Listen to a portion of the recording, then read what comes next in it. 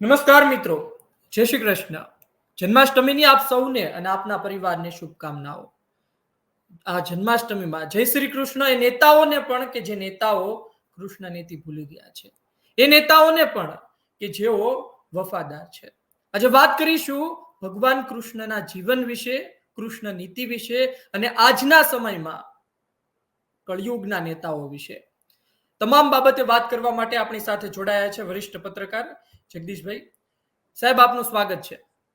નમસ્કાર. નમસ્કાર સાહેબ, સૌ પ્રથમ તો આપને પણ જન્માષ્ટમીની શુભકામનાઓ. જન્માષ્ટમી આવી તો અમને યાદ આવ્યું કે ચાલો એક વિષય છે કે જે વિષય પર વાત કરીએ. વર્ષો પહેલા ભગવાન કૃષ્ણની નીતિ અને આજના સમયમાં નેતાઓની નીતિ. શું જોવો છો, શું શીખવાની જરૂર છે આ કળિયુગના નેતાઓને? જો મિત્ર, આ જન્માષ્ટમી છે, જન્મની અષ્ટમી છે. ખાલી જન્માષ્ટમીની એક જ વખત તમે જન્મો અને આ અષ્ટમી ઉજવી લ્યો એટલે પૂરી થાય એવી નહીં. યુગાંતરો સુધી, જ્યાં સુધી આ મનુષ્ય દેહ રૂપે આપણે જન્મતા રહેશું ત્યાં સુધી આપણને બેસ્ટ નીતિ કોને કહી શકાય એનું કોઈ અગર ગાઈડ કરી શકે એમ હોય તો એ જન્માષ્ટમીનું પર્વ છે. આ ખાલી ડિસ્કો કરવા પૂરતું, શોભાયાત્રા કાઢવા પૂરતું, પાલખી યાત્રા કાઢવા પૂરતું કે કોઈ પણ પ્રકારનું સંમોહિત ભાષણ આપવા પૂરતી આ તિથિ નથી. આ બિલકુલ સમજવા જેવી છે, 12 માસ સમજાવવા જેવી પણ છે. જો સંતો મહંતો, આમાં આપણે બધા જાણીએ છીએ, તમે જોજો કેટલાય ઓશો રજનીશ જેવા મહાપુરુષોથી માંડીને ગુણવંત શાહ જેવા તત્વચિંતકો, લેખકો, પત્રકારોથી માંડીને જય વસાવડાથી માંડીને અનેક લોકો એ કે છે કૃષ્ણ મારી નજરે, એવું બધા લોકો ટાઇટલ મારીને કૃષ્ણ વિશે લખે છે. ખરેખર આમ તમે જોવા જાઓ તો કૃષ્ણને એ જોઈને એને નિરખી શકાય એવું વ્યક્તિત્વ જ નથી. એને નિરખવું હોય તો આંખ બંધ કરવી પડે. કૃષ્ણને નિરખવા માટે આપણે આંખો બંધ કરવી પડે, કારણ કે કૃષ્ણના મોઢામાં જો આપણે કહીએ છીએ ને 14 બ્રહ્માંડ સમાયેલા છે. યશોદાને ખબર પડી હતી કે ધૂળ ખાધી, જ્યારે એને કીધું, યશોદાએ બીજી બધી ગોપીઓને બોલાવી અને એને કીધું જો મારો કાનો ધૂળ ખાય છે, ધૂળ ખાશે તો એને પેટમાં દુખશે, આમ તેમ. અને કૃષ્ણ આ લીલા છે. કૃષ્ણ ભગવાન માનતા નથી કે ભાઈ મેં કાંઈ ધૂળ ખાધી નથી, મને કાંઈ પેટમાં દુખે એમ નથી. ના ના ના ના, મેં નજરે જોયું છે, તે ધૂળ ખાધી જ છે, એટલે તને પેટમાં દુખશે. મારું નથી માનતો ને આ બધી ગોપીઓ, જો ગોપીઓ જુઓ, મોઢું ખોલ, તારું મોઢું ખોલ. કૃષ્ણ ભગવાને મોઢું ખોલ્યું અને એમાં અખિલ બ્રહ્માંડના એને દર્શન થયા. એટલે કરાવડાવ્યા ભગવાને. અને એ શું મેસેજ આપ્યો કે ચપટીક ધૂળ ખાવાથી મને પેટમાં દુખે એવું તું માનનારી, હે યશોદામાં, તને ખબર નથી હું આખું બ્રહ્માંડ ગળી જાઉં તોય મને કાંઈ થાય એમ નથી, કારણ કે હું તારે કુખે ભલે દીકરો છું, પરંતુ હું છું જગતનો તાત. હું બાપ થઈને અવતર્યો છું, દીકરો નથી. દીકરો તો મારી લીલા છે. પણ 14 બ્રહ્માંડ, જે કૃષ્ણના મોઢામાં રહેલું 14 બ્રહ્માંડ જોવા માટે યશોદાની આંખ જોઈએ. કૃષ્ણ મારી નજરે એમ ના હાલે, એની યશોદાની આંખ જોઈએ. એનો પ્યાર, એનો પ્રેમ લીલા જે પામવું હોય તો તમારે મારી પાસે હૃદય હોય. કોનું? રાધાનું હૃદય જોઈએ તો મેળ શકે. કૃષ્ણ ભગવાન કેવા મિત્ર છે એનું જો તમારે મને તાદશ્ય કરવું હોય તો આપણી પાસે સુદામા જેવું ચરિત્ર હોવું જોઈએ. તો ખબર પડે કે મિત્રતા કોને કહેવાય, શત્રુતા કોને કહેવાય. એ કૌરવ જેવી, જેને કહેવાય ને કુસંગી આખી કોમ હોય, દાખલા તરીકે કુસંગે ચડી ગયેલી આખી કોમ હોય, એને ખબર પડે કે કુટિલ નીતિથી કૃષ્ણ ભગવાનની સામે આપણે જવાથી કેવો આપણો ધ્વંસ થાય છે. આ બધા જ આયામો, એટલે શ્રી કૃષ્ણ ભગવાન એટલે તો આપણે પૂર્ણ પુરુષોત્તમ કહીએ છીએ. જુઓ, ભગવાન શ્રી રામને આપણે મર્યાદા પુરુષોત્તમ કીધા અને આપણે આપણા આરાધ્ય દેવ માન્યા. પરંતુ આપની જાણ ખાતર દ્વાપર, ત્રેતા, કળયુગ અને સતયુગ, આ 4 યુગ જે કાળાંતરે થઈ ગયા, કૃષ્ણ છેલ્લે અવતર્યા. કૃષ્ણ પછી કોઈ અવતાર વાળી વાત નથી થઈ. તો એ શું હતું કે ભાઈ ભગવાન રામનું ચરિત્ર તમે જોઈ લીધું. આ હવે કૃષ્ણનો જન્મ હતો, શું હતું? Message to the people of the Kalyug. કળયુગના લોકોને એક મેસેજ હતો કૃષ્ણ ભગવાનનો કે ભાઈ જુઓ, તમે રામ અવતાર જોઈ લીધો. આદર્શ, ઓર્થોડોક્સ આદર્શ, જેને પૂર્ણતઃ આદર્શ કહેવાય, કે એમાં લેશ માત્ર વિકલ્પને કોઈ સ્થાન ન હોય. કૈકેયીએ દશરથ રાજાને કીધું કે મારો ભરતને ગાદી અને રામને 14 વર્ષ વનવાસ. તો એમાં કોઈ ઓલ્ટરનેટ રામે સ્વીકાર્યો જ નહીં. રામે કીધું પણ નહીં કે ભાઈ આ તમારા બે માણાનો ઝઘડો છે, એમાં મને શું કામ તમે હેરાન કરો છો, એવું નહીં. પૂર્ણ પુરુષોત્તમ એટલે ટૂંકમાં મર્યાદા પુરુષોત્તમ ઇન ધ સેન્સ તમે જે કાંઈ કહો તે, સમાજ જે કાંઈ કહે તે, દેશ જે કાંઈ કહે તે, માવતર જે કાંઈ કહે તે, ઈશ્વર જે કાંઈ કહે તે, આડોશ પાડોશ જે કાંઈ કહે છે, કોઈ કરતા કોઈની લાગણી ગવાવી ન જોઈએ. ભલે મારે ગમે એમ થાય એવું જીવન જીવા ભગવાન પ્રભુ શ્રી રામ. એ જન્માતા મહેલમાં છતાં જીવા જેલ જેવું. તમે જુઓ ક્યાંય કરતા ક્યાંય પૂરું રામચરિત્ર માનસનું આપણે જેટલું સાંભળી શક્યા છીએ એના આધારે આપણે જો અવલોકન કરીએ તો જન્મા ભલે એ મહેલમાં, પણ એનું જીવન જેલ જેવું રહ્યું. કારણ કે બાળ અવસ્થા, હજી બાળ લીલા કરે ન કરે એવું થયું. ત્યાં ગુરુકુલમાં એને ભણવા જવાનું થયું. ગુરુકુલમાં ભણવાનું જવાનું ત્યાં ઋષિ મુનિઓના જે યજ્ઞ કરતા, ત્યાં રાક્ષસો હેરાન કરતા હતા, એટલે ત્યાં યુદ્ધે ચડવાનું થયું. પછી લગ્ન થઈ, સીતા સ્વયંવર કરીને લગ્ન થઈને શપથ વિધિનો જ્યારે સમારોહ હજી ચાલુ થવાની વાર હતી, એમ કે અયોધ્યાની ગાદીએ બિરાજવાની વેળા હતી, ત્યાં વળી કૈકેયીના એટલે માતુશ્રી માં કૈકેયીના વચનને કારણે 14 વર્ષ વનવાસમાં જવું પડ્યું. વનવાસમાં જવું થયું. આપણે બધા જાણીએ છીએ રાવણની સીતાજીનું હરણ કર્યું, એમાંથી લઈ ગયા અને પાછા લઈ આવ્યા તો અમુક સમાજે એની ઉપર શંકા કરી કે માં સીતાજી ત્યાં રહેવા છે એટલે એટલા પવિત્ર ન હોઈ શકે જેટલા આપણે માનીએ છીએ. અંતે એણે સીતાજીએ પણ અગ્નિદાહ કર્યો અને ભગવાન શ્રી રામ જે છે સરયુ નદીમાં આપઘાત કરીને, આપણી અત્યારની ભાષામાં કહીએ તો અથવા તો એ જમાનામાં દેહ વિલય. પણ વાત એકનો એક છે કે ભગવાન રામનું જીવન તમે જુઓ, દુનિયા આખીનું સાંભળતા તમે રહો. ઓર્થોડોક્સ આદર્શની ચરમસીમા, એમાં કોઈ સંશય નથી.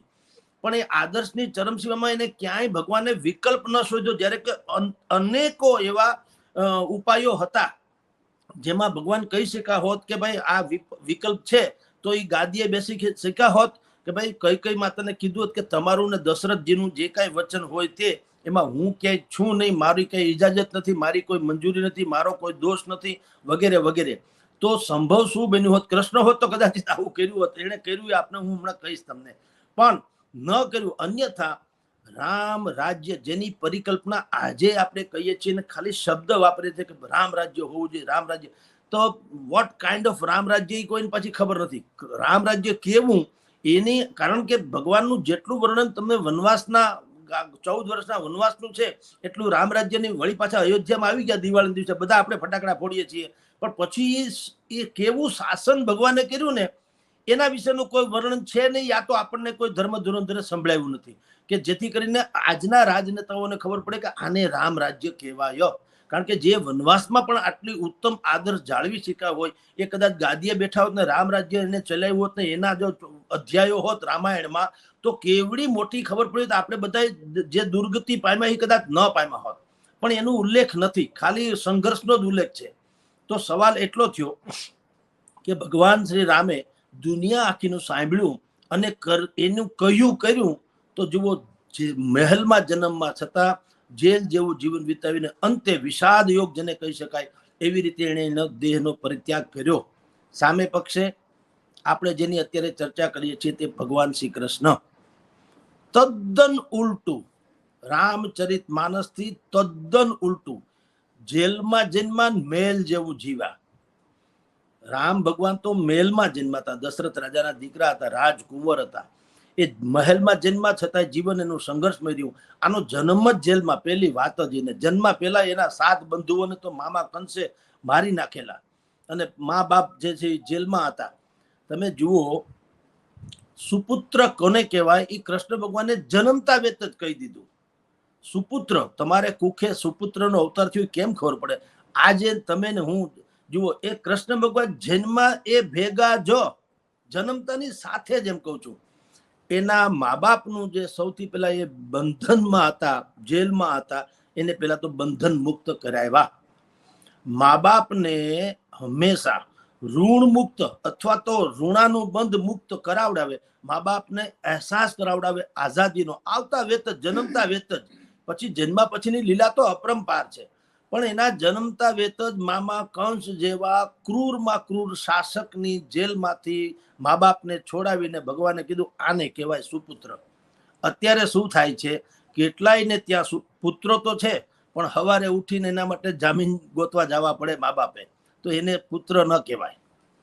રાઈટ? એટલે કૃષ્ણ ભગવાનનું જીવન જે છે, કૃષ્ણ નીતિ શું છે, સૌથી પહેલા તો એક તમારું પ્રાગટ્ય જ એવી રીતે થાય કે આવતા વેત જ પહેલા તો તમે બંધનમાંથી મુક્ત કરાવે મા બાપને. સૌથી પહેલા જેને કુખે ઉતર્યા છે, એનો અર્થ એ છે કે સૌથી પહેલું ઋણ અગર કોઈનું આપણી ઉપર હોય તો એ મા બાપનું છે. અને મા બાપનો રાજીપો તમે વ્યક્ત ન કરો તો અખિલ બ્રહ્માંડના નાથ હોવા છતાંય તમારી કોઈ વેલ્યુ ન ગણાય, જો તમારા મા બાપ દુઃખી હોય તો. હવે કૃષ્ણ ભગવાને આવતા વેત જ પેલા એ લીલા કરી લીધી કે મા બાપને તો દેવકીજીને વાસુદેવને એમાંથી છોડાવી દીધા.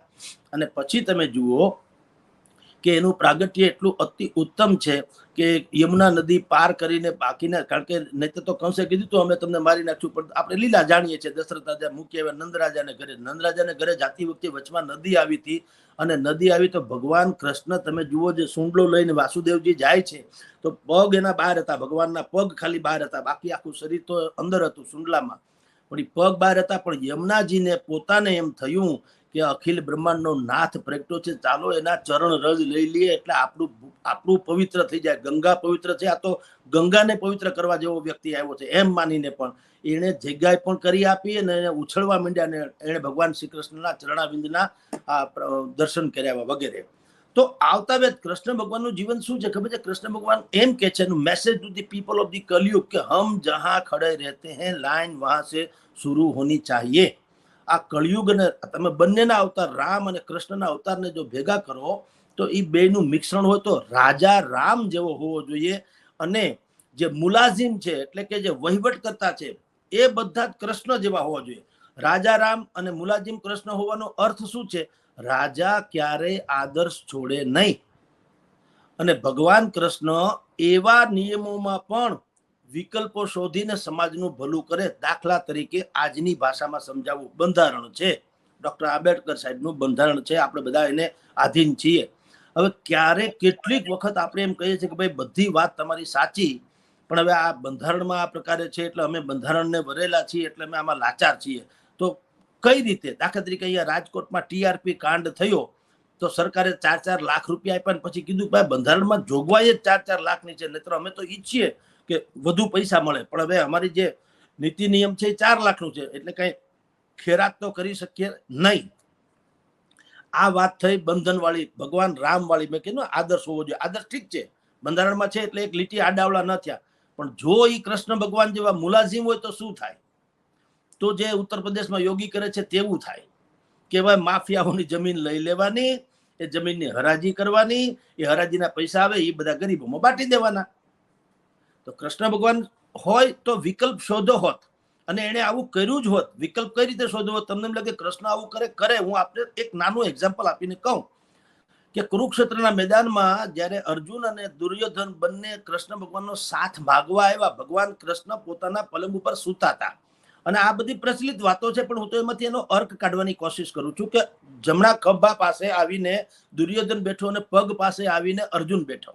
હવે ભગવાન કૃષ્ણએ આંખ ખોલી એટલે ઓબ્વિયસલી સ્વાભાવિક જ એની નજર સૌથી પહેલા અર્જુન પર પડે, કારણ કે એ પગ તરફ બેઠેલો એટલે ભગવાન કૃષ્ણએ કીધું અરે અર્જુન સખા મિત્ર તું ક્યારે આવ્યો, શું કરવા આવ્યો, વગેરે વગેરે. આપણી ભાષામાં કહું છું, આની ઓરિજિનલ તો મહાન વ્યક્તિઓ કહી શકે, હું તો આપણા લોકભોગ્ય ભાષામાં વાત કરું. તો દુર્યોધને વાંધો ઉઠાવ્યો કે ભાઈ કૃષ્ણને કે ભાઈ તમે એને ક્યાં અર્જુનને હેલો હાય કરો છો? હું એને પેલા આવીને બેઠો, સૌથી પેલી એપોઇન્ટમેન્ટ તો મારી છે, બીજો હું અહીંયા તમારી સામે જો તમારા અહીંયા ખભાની બાજુમાં બેઠો છું.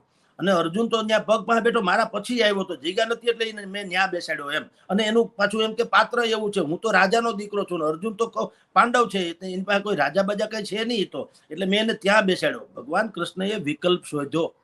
એને એમ કીધું તમારી વાત સાચી દુર્યોધનભાઈ, તમે આવ્યા હશો વહેલા, મને ખબર જ, જો હું સૂતો તો મારી તમે આખી સ્થિતિ જુઓ, આ રીતે હું સૂતો તો અહીંયા મારું મસ્તક છે, મારી સીધી નજર પેલા ક્યાં જાય? સીધે જ જાય ને, આમ હું વાકું થોડું જાય. એટલે મેં ઓલી નજર જોયું તો મને ખ્યાલ આવ્યું કે અર્જુન આવ્યો છે. તમે મને કીધું એટલે ખબર પડી કે તમે આવ્યા.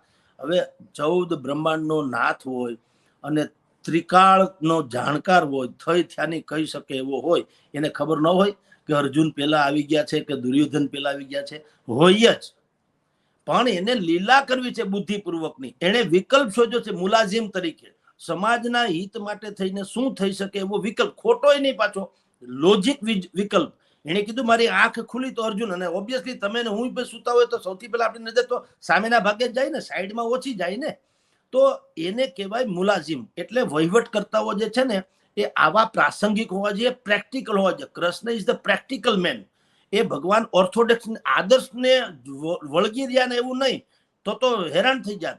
હવે એને વિકલ્પ બીજો, વિકલ્પ નંબર 2, એને કીધું ભાઈ બોલો તમારે શું જોઈએ છે. અર્જુનને કીધું તમારે જો ભાઈ આ યુદ્ધમાં તમે બે આવ્યા મારી મદદ માંગવા, કોઈ વાંધો નહીં, પણ મારી એક શરત તમને કહી દઉં એટલે તમે પછી પાછળથી મૂંઝાવ નહીં.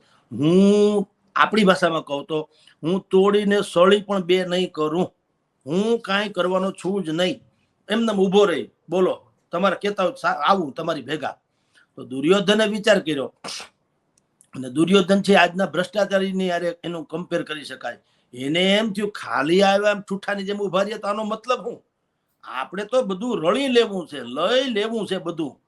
એટલે એને કીધું ભાઈ તો શું વિકલ્પ છે? ભાઈ જો અક્ષોહિણી સેના છે મારી, હજારો હાથીઓ, લાખો હાથીઓ છે જેને કહી શકાય, અને કોટી કોટી એવા અમારી પાસે યોદ્ધાઓ છે, શસ્ત્રો બેસુમાર છે, પવન વેગે દોડે એવા ઘોડા છે, શબ્દવેધી બાણ છે, અને અચૂક એવા નિશાન તાકી શકે એવા યોદ્ધાઓ છે. બોલો તમારે એ જોઈએ છે કે હું આમને ઉભો રહું ખાલી ઓલા ચાડિયાની જેમ? ચાડિયો જંગલ, આપણે ખેતરમાં ચાડિયો ઉભો રાખે, ચાડિયો પક્ષીને પથ્થર નથી મારતો, ચાડિયો હોકારા નથી કરતો, ચાડિયો કશું નથી કરતો, ખાલી ઉભો રહે.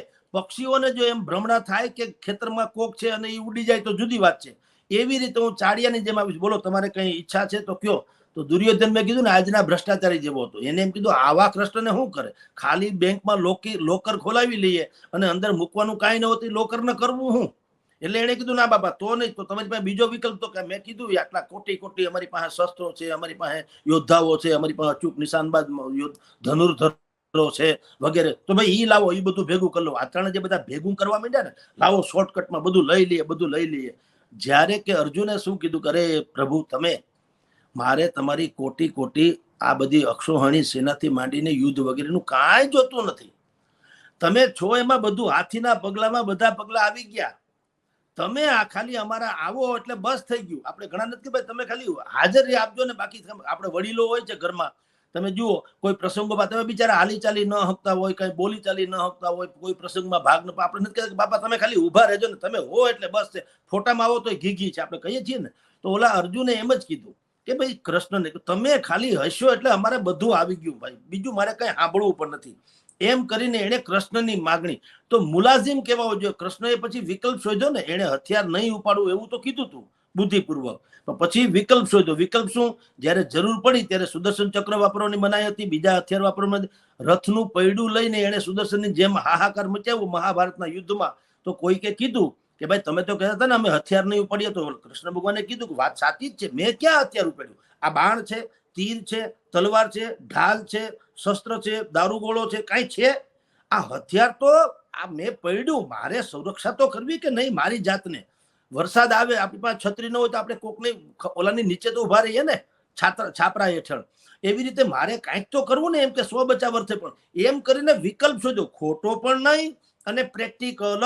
નહીતર જો એ રામની જગ્યાએ હોત તો એ ખરેખર આમને ઉભા રહ્યા હોત, અર્જુન હણાઈ ગયો હોત ત્યાં સુધી. પણ એને એવું ન કર્યું, બુદ્ધિપૂર્વક માર્ગદર્શન પણ કર્યું. અર્જુનને કીધું તું આવી રીતે લડી. અર્જુન તો એકદમ જેને કહે ને દિગ્મૂઢ થઈ ગયેલો. ઓહો હો, સામે જે લડે છે કોણ છે? ભગવાન કૃષ્ણને કીધું કે સામે છે કોઈ શત્રુ નથી, એ તો મારા દાદા છે, પિતામહ છે, ભીષ્મ પિતામહ જેવા દાદા છે, બધા મારા કુટુંબીજનો છે.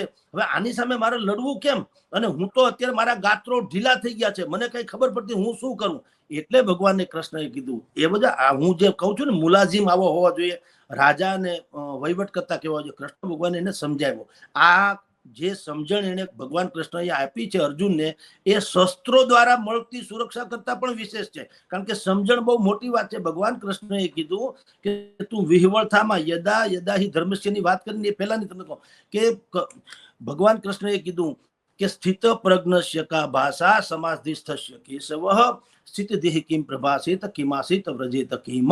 હે અર્જુન, તને ખબર નથી, સ્થિત બુદ્ધિ વાળો માણસ જ જીતવાનો. કળિયુગમાં આવા જ યુદ્ધ થવાના, તમારા તમારી સામે આવવાના. તું જે અત્યારે કે સામે ભીષ્મ પિતામહ છે, સામે ફલાણા છે, ગુરુ દ્રોણ છે, કે લાઈક ધેટ જેટલા પણ તારા કુટુંબી કૌરવો છે, એ તું જે અત્યારે વાત કરે ને, હવે પછીની જે પેઢી આવવાની કળિયુગમાં કળિયુગ જે આવવાનો છે, કળિયુગમાં આવું જ થવાનું. મોટા ભાગે તમારી ઈર્ષા કરશે. અને તમે ને હું આપણે અત્યારે ચર્ચા કરીએ છીએ ત્યારે તમને એક વસ્તુ કહું મિત્ર, આપણે ક્યારેક ટાટા બિરલાની ઈર્ષા કરી ખરી કે ભાઈ ટાટા કેમ આગળ આવી ગયો, બિરલા કેમ આગળ આવી ગયા? આપણે એની ઈર્ષા નથી કરતા, એને કઈ આપણે હળી હંચો નથી કરતા, આપણે થઈ કેમ નથી. આપણે અનિલ અંબાણી, મુકેશ અંબાણીની પણ આપણે ક્યારેય ઈર્ષા નથી કરી. શું કામ? આપણી પહોંચે નથી, આપણી ઈર્ષાનો કઈ ઉપજે એમ નથી. આપણે ઈર્ષા કોની કરીએ? આપણા જ ભાઈઓની, આપણા જ કુટુંબની, આપણા જ પડોશીની, આપણા જ પરિચિતોની. શું કામ? આપણે એને ઓળખીએ છીએ એટલે આપણે એની ઈર્ષા કરીએ. આને કેમ ગાડી થઈ ગઈ, આને કેમ બંગલો થઈ ગયો, આને કેમ નોકરી મળી ગઈ, આને કેમ પૈસા થઈ ગયા. આપણાની જ ઈર્ષા કરશું. એટલે ભગવાન કૃષ્ણએ કીધું ભાઈને, અર્જુનને, કળિયુગમાં આમ જ થવાનું. એટલે તું છે ને તારે, અને બીજું તું કાંઈ લડતો નથી, તારે કેવળ નિમિત્ત બનવાનું છે. પોસ્ટમેન છે, પોસ્ટમેન. હાંજ પડે કેટલા લાખો રૂપિયા લોકોને, હવે આપણે આ બધું ઓનલાઈન આવી ગયું, નતું આવતું ત્યારે પોસ્ટમેન જ આપણને મની ઓર્ડર આપવા આવતા હતા ને. તો આખા દિવસ દરમિયાન તમે એને કહો કેટલા મની ઓર્ડર આપતા હતા, લાખો રૂપિયા બધાને બાટી આવે. પણ એનો પોતાનો પગાર કેટલો હતો? એને પગાર પૂરતો જ મતલબ હતો ને, એને કઈ લાખો રૂપિયાથી કમિશન મળતું નતું. એના જેવું કીધું અર્જુનને કે ભાઈ જો તું સાંભળ, તારે કાંઈ કરવાનું થતું નથી. અને સમજતું પણ લોકો જ એમ સમજતા હોય છે કે અમે કાંઈ કરીએ. તમે કાંઈ કરતા જ નથી. કરતા એટલે કે કરનારો, કરાવનારો કોણ છે? નૈસર્ગિક છે, કુદરત છે, પ્રાકૃતિ છે, ઈશ્વર છે, અમુક તત્વ છે. તમે કેવળ નિમિત્ત છો. એટલે હે અર્જુન, હું તને કહું એમ કર્યા કર. તું આવું કઈ વિહવળ થઈ જામાં. સ્થિત પ્રજ્ઞ શેકા ભાષા સમાધિ શસ્ય કેશવ. તારી બુદ્ધિને સ્થિર રાખ અને તું હચમચી જામાં. કળિયુગમાં આવા અનેક બનાવ બનશે. તારા કુટુંબ તારી સામે આવશે, તારા પડોશી તારી સામે આવશે, તારી હારે કોઓર્ડિનેટર કરનારા, તારી સાથે નોકરી ધંધો કરનારા બધા તારા ટાટિયા ખેંચશે વગેરે વગેરે. તેમ છતાંય તારે સ્થિર બુદ્ધિથી કામ લેવું. એક વસ્તુ, પહેલી વાત, ક્યારે ચલિત ન થવું, વિહવળ ન થઈ જવું. ઓહો કઈ નથી જવાનું. તારે એમ માની જ લેવાનું કે આવું હશે જ, આવું જ હોય, પાછું આવું જ હોય એમ માની લેવાનું. જેમ આ પૃથ્વી ઉપર સુખ છે એમ માની લઈએ છીએ આપણે. એટલે આપણે એમ કહીએ ફલાણા ભાઈ બહુ સુખીની લીલા લહેર કરે છે. દુઃખમાં લોકો દુઃખી શું કામ થાય છે ખબર છે? માની નથી લેતા. ભાઈ જેમ સુખ છે એમ દુઃખ હોય, એમ દુઃખ પણ હોઈ શકે ને. એ તો પરંપરાગત છે. રાજા રામના વખતમાં સબરી હતી, કૃષ્ણના ભગવાનમાં એના મિત્ર હોવા છતાં સુદામા હતા. ગરીબી ત્યારે હતી, નહીં તો એ હોનાને મઢી નથી હગા મિત્ર હોય તો પણ. કર્મણી એવા અધિકાર હસ્તે માં ફલેશું કદાચ ન. ભગવાન રામનો જન્મ છે ધર્મ અવતાર છે, કૃષ્ણનો અવતાર છે કર્મ અવતાર છે. એને કીધું હવે પછી જે કળિયુગ આવવાનો છે એમાં કેવળ ને કેવળ કર્મ જ તમારું જે છે મહાન થવાનું છે. કર્મ સિવાય કાંઈ નહીં થાય. એટલે હે કૃષ્ણ, તું આવી મૂંઝવણ, એટલે તમે મને પ્રશ્ન પૂછ્યો એટલે હું કહું છું કે કૃષ્ણ નીતિ શું છે. નીતિ ઇઝ ધ ધેટ કે હંમેશા પ્રવાહી સ્થિતિ રાખવાની, પ્રેક્ટિકાલિટી, વ્યવહારુતા કેળવવાની. જડ આદર્શ જે છે ને એ નુકસાનકારક છે. જડ આદર્શ જેણે પણ રાખ્યો એ બધાના તમે જુઓ, આપણે માનીએ છીએ કે બહુ સારા માણસો રાજકારણમાં અત્યારે તમે જુઓ, તમે ને હું જે ક્ષેત્રમાં છીએ એમાં જે ઓર્થોડોક્સ હોય, જેને કહેવાય આમ આદર્શ રાજકારણમાં, પણ એ લોકો સાઈડમાં છે કે નહીં અત્યારે. અને જે કોણ આગળ છે અત્યારે, જે પ્રેક્ટિકલ છે તે. હવે એમાં કેટલાક વધુ પડતા પ્રેક્ટિકલ થઈને પોતાના પૂરતો સ્વાર્થ સાધે છે, જુદી વાત છે. પણ અહીંયા હું જે વાત કરું છું એ કૃષ્ણની નીતિની વાત કરું છું. કૃષ્ણની નીતિ પ્રેક્ટિકલિટીની એવી છે કે જગતનું કલ્યાણ થતું હોય તો ખોટું બોલવામાં, ખોટું જે લૌકિક દ્રષ્ટિએ ખોટું કરવામાં પણ જરાય ખોટું નથી. આ કૃષ્ણની નીતિ છે. મહાત્મા ગાંધીએ પણ આ જ કીધું. અબળાની લાજ બચતી હોય અને પાછળ પડેલા ચાર લોકો એમ કોઈ પૂછે, એક અબળાની પાછળ પડ્યા હોય અને આપણને ખબર છે કે અબળા આ તરફ ગઈ છે, ડાબી તરફ, અને જો એ ચાર લોકો પૂછે કે ભાઈ પેલી મહિલાને તમે અહીંથી કઈ જતી જોઈ છે, તો પરમ સત્ય અથવા તો ઓર્થોડોક્સ આદર્શ શું છે કેવું જોઈએ, હા આમ જ ગઈ છે. પણ ત્યારે ઈ ખોટું, એ સત્ય ખોટું છે, ખોટું છે એ સત્ય છે. શું તમારે ત્યારે એમ કહ્યું હા એ રોંગ સાઈડમાં બતાવવું પડે કે આમ ઓલી ફલાણી દીકરીને આવો કઈક સાડલો પહેર્યો તો કે હા આ જો આમ ગઈ, એટલે શું થયું, ઓલા લોકો આમ જાય અપરાધીઓ, આ અબળા બચી જાય. તો સવાલ એ છે કે જનતાનું કલ્યાણ કાજે બોલવામાં આવતું જૂઠ અથવા કરવામાં આવતી ફરેબી એ બધું જ પણ જાયઝ છે. Everything is fair in war and love. એ જે કે છે ને કૃષ્ણની નીતિ છે. જી જી સાહેબ, તો છેલ્લો સવાલ એક પૂછી લઉં કે આજના કળિયુગના નેતાઓ, જે પહેલા પણ મેં કહ્યું હતું કે કળિયુગના નેતાઓ છે, એ વિશે શું કહેશો? કારણ કે ભગવાન કૃષ્ણની પણ એક રાજનીતિ રહી છે, પરંતુ અત્યારના સમયમાં જે નેતાઓ છે તે જન્માષ્ટમીમાં બહાર નીકળે છે, મટુકીના આયોજન કરે છે, પણ બીજે દિવસે ઉઠે છે એટલે હતા એવા ને એવા. જુઓ, અત્યારે આ લોકો જે કરે છે ને એ એક્ટિંગ કરે છે, એ એક્ટિંગ છે, એમાં ઇન્વોલ્વમેન્ટ એનું કાંઈ છે નહીં. એને પણ ભગવાને તો એમ કીધું કે કર્મણીયમાં અધિકાર છે, પણ આને એવું નથી. આ કર્મ માટે જ આજે જે કાંઈ ધર્મ કરે છે કર્મ માટે કરે છે, એટલે કે ફળ માટે જ કરે છે. પેલી એની ફળની ઈચ્છા છે ને પછી એને કર્મ કરવાની વાત છે. ગેરંટી માગે છે સૌથી પહેલા કે મને ફળ મળશે. હવે તમે કહો કઈ રીતે? ધારો કે મટકીના કાર્યક્રમ યોજે છે, તો શું તમે હું એમ માનીએ છીએ કે કૃષ્ણના ભક્ત છે પરમ? નો, નોટ એટ ઓલ. આ તો મટકી બાંધો એટલે ત્યાં એટલું ક્રાઉડ ભેગું થાય, 2-5 હજાર માણસો ભેગા થાય, મટકીમાં લાખ સવા લાખ રૂપિયાના, જે મહારાષ્ટ્રમાં તો તમે જાણો છો કે કરોડો રૂપિયાના ઇનામ આપવામાં આવે છે. આખે આખું તમે જુઓ, એક પાર્ટી પ્લોટ કે કોઈ નજીકનો બહુ મોટો ખુલ્લો વિસ્તાર હોય એને એ ભાડે લેવામાં આવે છે. 20-25 લાખ રૂપિયાનું ભાડું હોય. પછી પેલા ગોવિંદાની જે ટોળકીઓ આવે છે, 200-500 જણાની, જે માનવ પિરામિડ બની અને એ મટકી તોડે છે, એને પણ એ ઇનામ એને મળે છે. 1.25 કરોડ રૂપિયા હોય, કોકમાં 1.5 કરોડ. હવે ત્યાં સુધી પહોંચ્યું છે. શરૂઆતમાં 1 લાખ, 2 લાખ, 5 લાખ સુધી પહોંચતું. તો એ શું છે? એ જો કૃષ્ણની ભક્તિ, લોકો કૃષ્ણ ભક્ત હોત તો આવું કોઈ દી બન્યું જ ન હોત. તો એ માણસ જે છે એના કોઈ મિત્ર સુદામા જેવા હોઈ શકે જ નહીં. હવે તમે જુઓ, હવે મુકેશભાઈ અંબાણી છે, પૈસા ક્યાં નાખવા એ એની પાસે જગ્યા નથી કે ક્યાં નાખવા. એટલે તો મેં ન સાંભળ્યું હોય એવી પરિકથા જેવી લગ્ન હમણાં આપણે એના દીકરાના જોયા ને, તો ભાઈ અનિલ અંબાણીને ઉભો કરી દે ને, હગ્ગો માં જેણો ભાઈ છે, એને નહીં આપે. એ પોતે ટેસડા કરશે ને પાણીની જેમ પૈસા વાપરશે. કદાચ થોડીક મદદ કરી હોત તો અનિલ અંબાણી અત્યારે જે કઈ એના અંદરની આપણે ડિટેલમાં નથી જવું, દરેકના કાંઈ ને કાંઈ કારણો હોતા હોય છે. હાવ એવી વાત નથી કે મુકેશભાઈ અમથું મોઢું મળી નાખ્યું હોય. એ જે હોય તે, હું તો એક ખાલી તાજસ્ય કહું કે ભગવાન કૃષ્ણની નીતિમાં શું છે. એ માણસને ખબર છે કે સુદામા આવ્યા છે, મારે ત્યાં તાંદૂળ લઈને આવ્યા છે, 1 મુઠ્ઠી તાંદૂળ.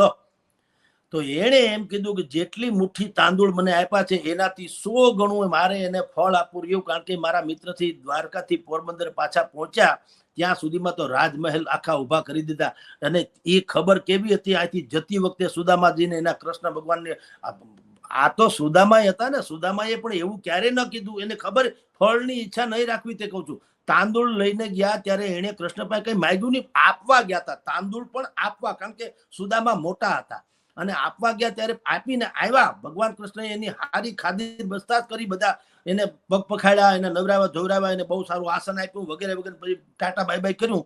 એક અક્ષર પણ ભગવાને એને કઈ ન કીધું જા તારું કલ્યાણ થઈ જશે કે વગેરે વગેરે. તો પણ તમે જુઓ સુદામા ચરિત્ર શું છે. એને પત્નીને આવીને કીધું કે અરે તને ખબર છે મારા મિત્ર કેવા છે, સખા, એ આટલી મોટી જાહો જલાલી હવેલી જેવો એનો મહેલ છે, દેશ દાસ દાસીઓ છે, સુવર્ણના સિંહાસનો છે વગેરે વગેરે. અનેક પ્રકારની એને વાત કરી. તો સુદામાના પત્નીએ એને એમ કીધું કે રે જ્ઞાન મને ગમતું નથી રઘુરાયજી રે, લાવો અન રૂવે બાળ લાગુ પાયજી રે. એટલે ભાઈ તમારા મિત્ર ગમે એવા મહાન હોય, અમારે કાંઈ લેવા દેવા નથી. આ છોકરા રડે છે, કઈક ખાવા પીવાનું લાવ્યા હોય તો લાવો. ત્યાં સુધી અકબંધ રાખ્યું. ભગવાન કૃષ્ણએ પણ ફળ આપવાનું કોઈને, એને પોતાને ખબર ન પડી આ સુદામાની પત્નીને. અને પછી સુવર્ણ મહેલ થઈ ગયા. તો અત્યારના ભ્રષ્ટાચારીઓ, તમે જે વાત કરો, આપણે ભ્રષ્ટાચારી તો પછી વાત કરું, પણ અત્યારના જે તથાકથિત આયોજકો જે કૃષ્ણના નામે કરે છે, કૃષ્ણ કથાઈ કરે છે, આવી લીલાઈ કરે છે, મટકી બોલે છે, રથયાત્રા કાઢે છે, શોભાયાત્રા કાઢે છે, ઘણું બધું કરે છે, આખા વિસ્તારો શૃંગાર કરાવડાવે છે. પણ એનું જે કૃષ્ણત્વ જે છે એ વાત નથી. કૃષ્ણત્વ તો શું છે તમારી જાણ ખાતર કે ભાઈ તમે સબકા સાથ સબકા વિકાસ, એનો સૌથી પહેલું જો અગર મંત્ર કોઈએ કર્યો હોય તો ભગવાન કૃષ્ણએ કરેલો છે. નહીતર ગોવર્ધન ટકલી આંગળીએ ઉપાડી વાળીને ત્રેવડ વાળા હોય એ ગોવાળિયાને ન કે લાકડીને ટેકો મૂકજો, પણ તો તમને અહેસાસ કરાય, તમને બધાને, એટલે તમામ ગોવાળિયાને એમ લાગે કે અમારા લાકડીને ટેકે આ ગોવર્ધન તોળાઈ ગયો છે. પોતાનામાં અહમ ન આવે, દરેકને એમ લાગે કે મારું કાંઈ પણ આમાં યોગદાન છે એટલે આ ગોવર્ધન તોળાઈ ગયો છે. એક તો પોતાનો અહમ ઓછો થાય ને બીજાનામાં વિશ્વાસ જાગે કે જો આપણે સંઘે શક્તિ કલો યુગે કળિયુગમાં જો આપણે સંગઠન શક્તિ રાખીશું તો ગોવર્ધન પર્વતને પણ ઉપાડી શકાય છે. આવો મેસેજ આપવા એને ગોવાળિયાની ટોળી ભેગી કરી હતી. હવે અત્યારે જે આ કૃષ્ણનું તમે જે કીધું પ્રધાનોથી માંડીને જેટલા કૃષ્ણના આયોજનો કરે છે આ બધામાં એવું ક્યાં કે એ શ્રેય બીજા બધાને આપે, આખો શૃંગાર આખો વિસ્તારનો કરે, મટકી ટાંગે છે. અરે એ છોડો, આ પુલ બનાવે છે જે કોઈ બનાવે છે કોણ? મજૂરો, શ્રમિકો, કોન્ટ્રાક્ટર જવા દો, પણ બનાવે છે તો શ્રમિકો. કોન્ટ્રાક્ટર તો પૈસા ખાઈને કટકટાવીને મજા કરે, પણ શ્રમિકો પુલ બંધાવે છે ને, તો ઉદ્ઘાટન કેમ એના હાથે નથી થતું? મંત્રીએ ખાલી હાજર રહેવામાં રહ્યા હોય તો મંત્રી હું મંચ ઉપર કોને બેસાડવા જોઈએ? એ પુલ જ્યાં બંધાણો છે એ પુલની આસપાસના જેટલા ગામડા છે ને, તો લાગુ તો ક્યાંનો ક્યાં સુધી પહોંચતો હોય, પણ એટલીસ્ટ એ પુલનું સ્ટ્રક્ચર જ્યાં છે એની આસપાસના જેટલા ગામડા હોય એ ગામડાના વડીલો, સરપંચ હોય તો સરપંચ, કે ગામના સારામાં સારા સજ્જનમાં હોય તો એ સજ્જન, એવા 10 માણસને મંચ પર બેસાડે કે ભાઈ આ પુલ આજથી અમે લોકાર્પણ તો કરીએ છીએ, પણ આ તમારી ગામની આજુબાજુમાં હોવાને કારણે મંચ ઉપર તમે બધા રહ્યો, તમને આ શ્રેય છે. લોકાર્પણ તો ઠીક, તમે આનું ધ્યાન રાખજો. એક વડીલ તરીકે અમે મંત્રી એમ કે ભાઈ તમે આનું ધ્યાન રાખજો, કોઈ ખોટે ખોટે પુલને કઈ બહુ નુકસાન ન પહોંચાડે. આ એક મંચ ઉપર બેસાડીને કરે. અને બીજું, ઉદ્ઘાટન શ્રમિકોના હાથે કરાવડાવવું જોઈએ, જેણે આ પુલ બાંધવામાં પોતાને શ્રમદાન કરેલું છે, ભલે વળતર મેળવ્યું હોય તો પણ. જેમ કે ગોવાળિયાને મેં કીધું એમ ટેકો આપવાનું કીધું ને કૃષ્ણ ભગવાન, ને પોતે ટટલી આંગળીએ ઉપાડી જ લીધો હોત અને કાંઈ નાગદમન પોતે જ કરી લીધો હોત. એમાં ગેડી દડાને યમુના નદીમાં નાખવાની જરૂર નથી, એવી બધી નાટક કરવાની જરૂર નથી. ભગવાન એમ કે છે કે પ્રદૂષણ જે નદીઓને કરશે તો એ પ્રદૂષણ કરનારવાળાને તમે આસપાસના લોકોને મુશ્કેલી છે તો લાવો, એ નાગ ગમે હોય તો પણ હું દડો ગોતવાના બાને નિમિત્ત બનીશ. હું કરતા નહીં, હું નિમિત્ત બનું છું. બુદ્ધિ હું દડો ગોતવા આવ્યો, દડો ગોત, મારો દડો લાવો. અને પછી ઓલા આપણે બધું જાણીએ નાગદમન થયું, બેવું કરજોડી વિનવે સ્વામી, મૂકો અમારા કંથને, અમે અપરાધી કાંઈ ન સમજ્યા, ન ઓળખા ભગવંતને. તો અત્યારના મંત્રીઓએ પણ આવું કર્યું છે. પુલનું ઉદ્ઘાટન મજૂર પાસે કરાવવું જોઈએ અને મંચ ઉપર જે છે એ આસપાસના લોકોને બેસાડવા જોઈએ, પોતે ખાલી સાક્ષી ભાવે ઉભું રહેવું જોઈએ. એવું કરતા નથી. જે આપે પ્રશ્ન કર્યો ને તેનો જવાબ આ છે કે ખાલી કૃષ્ણનું તો નામ છે, મટકીનો તો કાર્યક્રમ છે, ઇવેન્ટ છે, અને ઇવેન્ટમાં મેળવી લેવાનું. 1.25 કરોડ રૂપિયાની મટકી ઉપર મહારાષ્ટ્રમાં ટાંગવામાં આવે અને માનવ પિરામિડ આમ ઉભા કરે છે 20-25 થરના. એ બધું શું છે? 1.5, 2, 3 કલાક સુધી આ બધું ચાલે લીલા.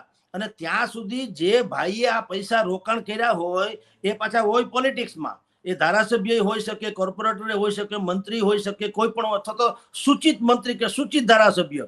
એને પોતાને છબી ચમકાવી છે, એટલે મંચ ઉપર તે હોય એનું 500 વખત એનું નામ પોકારવામાં આવે. આજે જગદીશભાઈ ઉભા છે આપણી વચ્ચે, જગદીશભાઈ આજે છે, જગદીશભાઈ.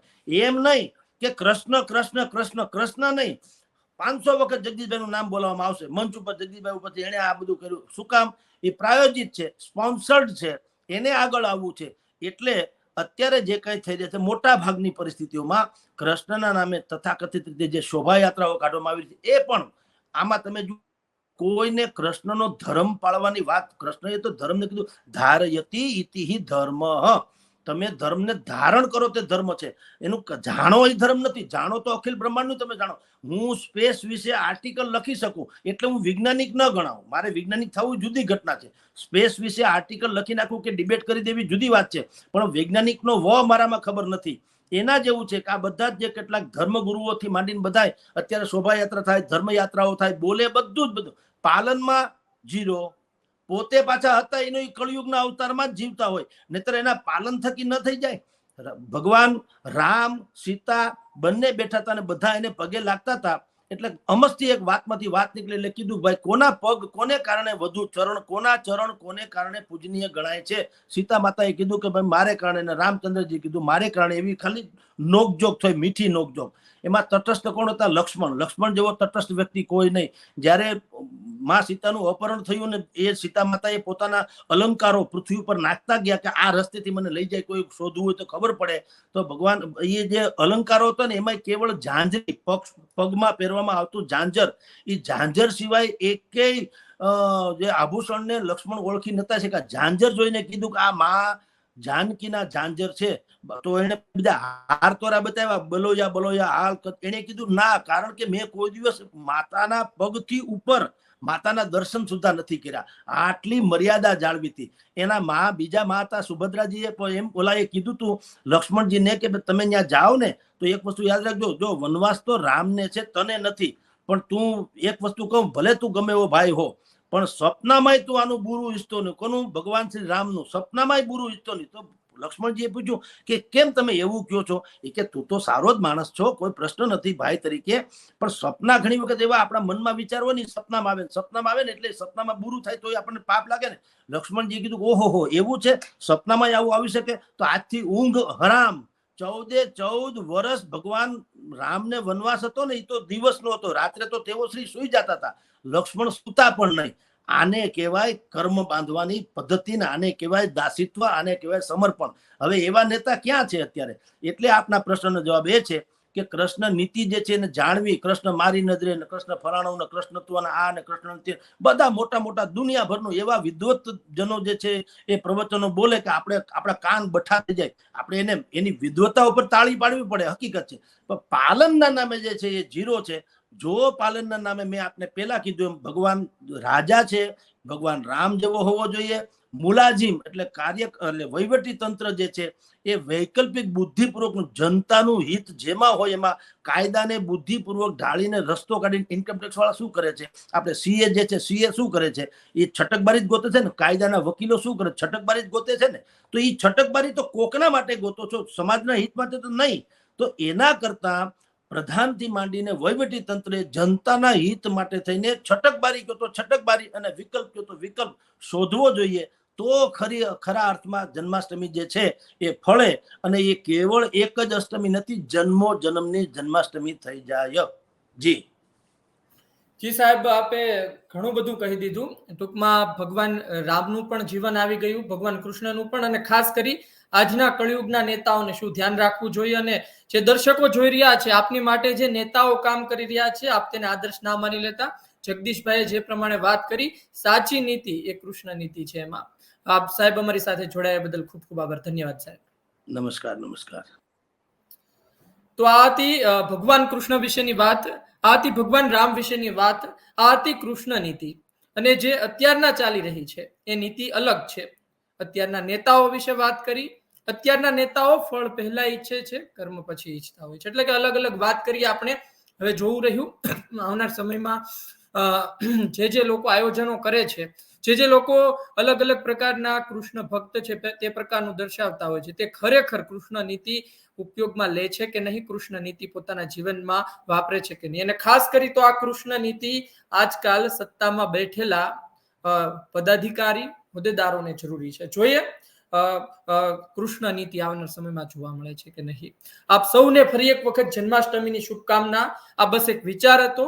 રાજકારણની વાતો આપણે 365 દિવસ કરીએ છીએ, અને જન્માષ્ટમીમાં પણ ભગવાન કૃષ્ણને યાદ કરીને એક મેસેજ આપની સુધી પહોંચાડવાનો પ્રયત્ન હતો. ગુજરાત તક જોતા રહો. આ ચર્ચા, જગદીશભાઈની વાતો આપને સારી લાગી હોય તો આ વિડીયો શેર કરજો, લાઈક કરજો. મને આપશો રજા. નમસ્કાર.